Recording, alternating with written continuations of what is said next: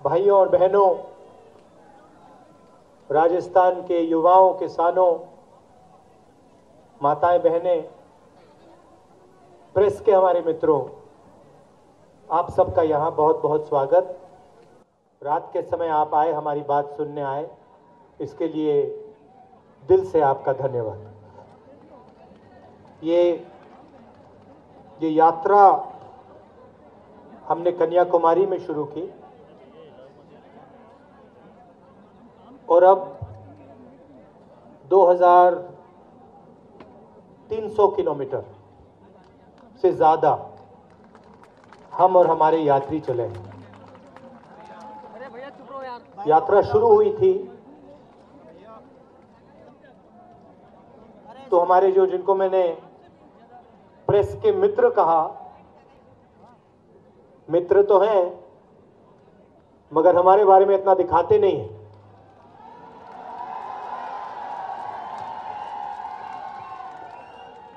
तो इन्होंने कहा कि हाँ,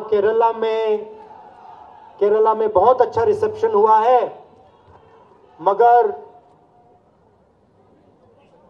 जब केरला से निकलकर कर्नाटक जाएंगे तो कर्नाटक में यात्रा ठीक नहीं चलेगी। कर्नाटक आए तो उन्होंने कहा कर्नाटक में बहुत सक्सेस हुई है मगर तेलंगाना में मुश्किल होगी। तेलंगाना गए, कहते हैं तेलंगाना में सक्सेस हो गई, आंध्रा में सक्सेस नहीं होगी। आंध्रा में सक्सेस हो गई, कहते हैं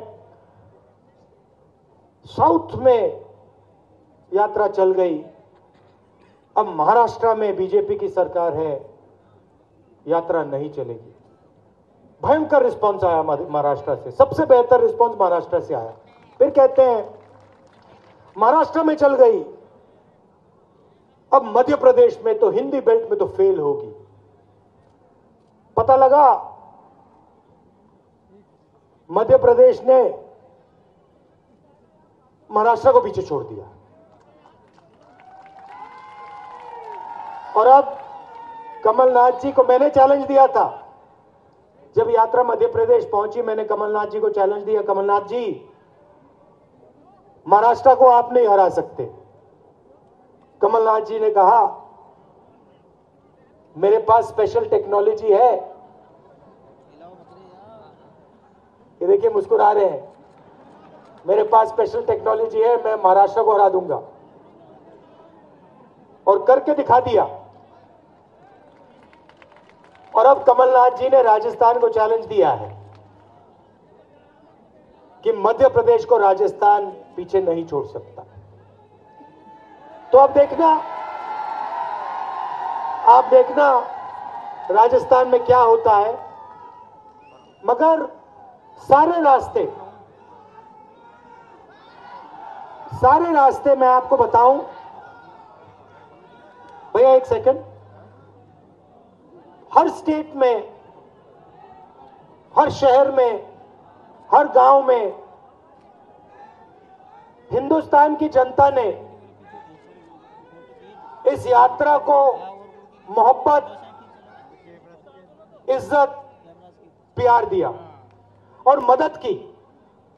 आप यात्रियों से मिलोगे, उनसे आप पूछना,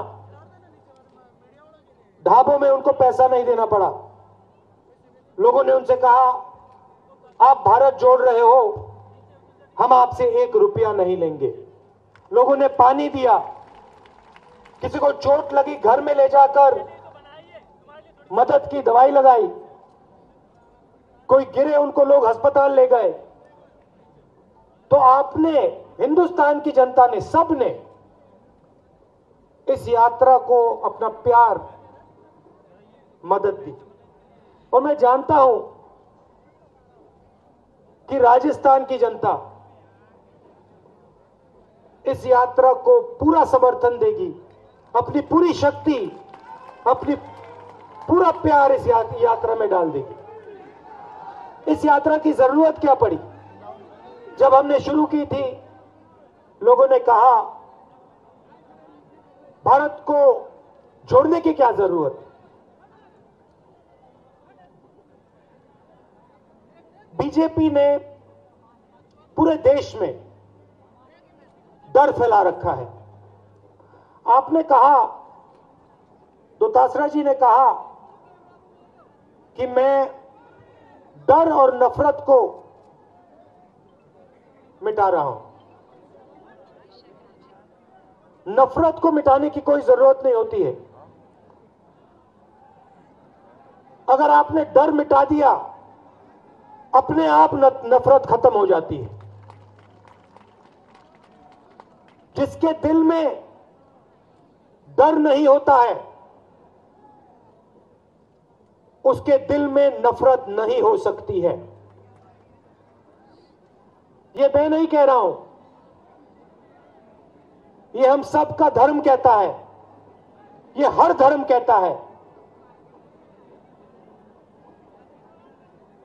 जो डरता नहीं है वही प्यार कर सकता है, जो डरता है वो प्यार नहीं कर सकता है।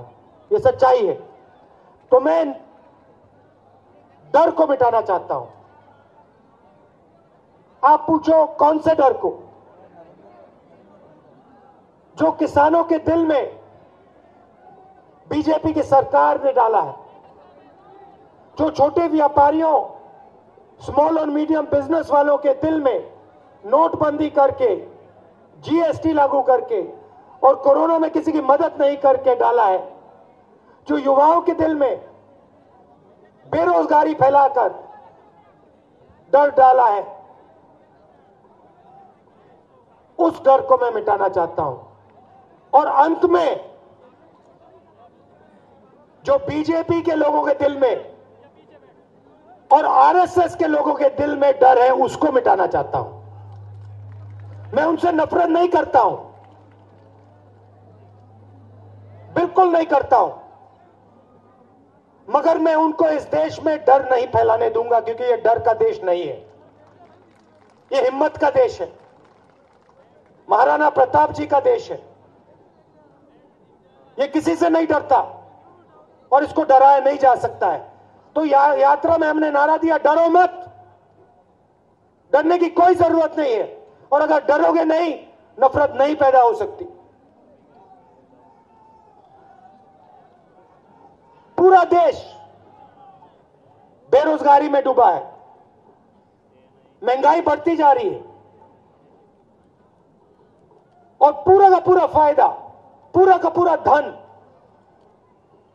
3-4 उद्योगपतियों के हाथ में जा रहा है।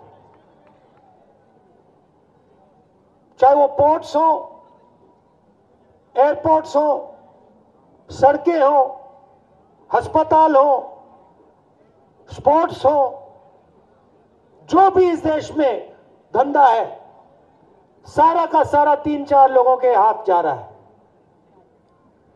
इससे देश का फायदा नहीं होगा, महंगाई से, बेरोजगारी से देश का फायदा नहीं होगा। इसीलिए हमने ये यात्रा कन्याकुमारी से शुरू की, और ये यात्रा कश्मीर में, श्रीनगर में जाके खत्म होगी, और तिरंगे को हम वहां लहराएंगे। मध्य प्रदेश को हमने छोड़ा, मुझे दुख हुआ। मध्य प्रदेश के लीडर हैं, उनके साथ हम चले, 12-14 दिन चले, हंसी मजाक किया, बहुत अच्छा लगा। तो मैं मध्य प्रदेश को छोड़कर मुझे दुख हो रहा है, मगर राजस्थान में आकर मुझे खुशी हो रही है।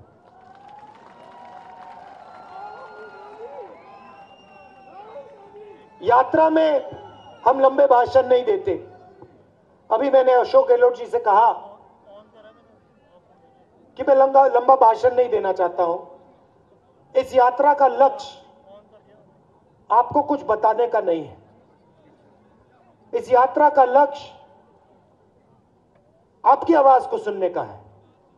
आपके दिल में जो है, किसानों के दिल में, युवाओं के दिल में, हमारे किसान, मजदूर रोज रोज 20-25 किलोमीटर चलते हैं, बिना जूते चलते हैं, तो हमारी यात्रा 25-26 किलोमीटर चल सकते हैं और चलेंगे।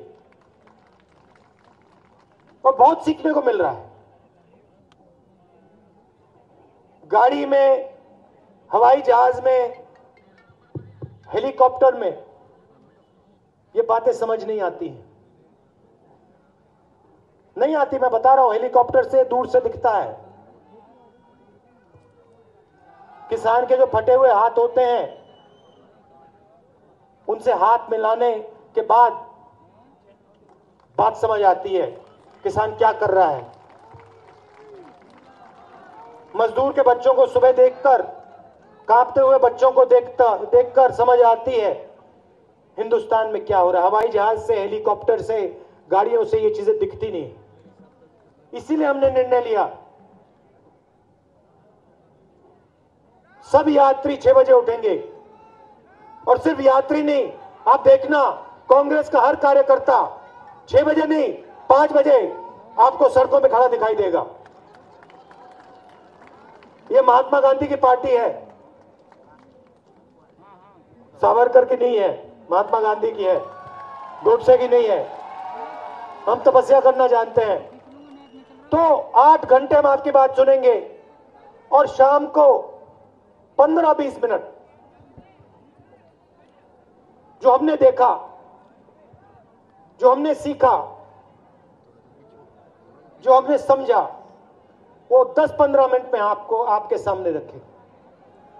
रात का समय है, आपने इतने प्यार से हमारा स्वागत किया, इतनी मोहब्बत से आप हमसे मिले, इसके लिए आप सबको दिल से बहुत बहुत धन्यवाद। नमस्कार, जय हिंद।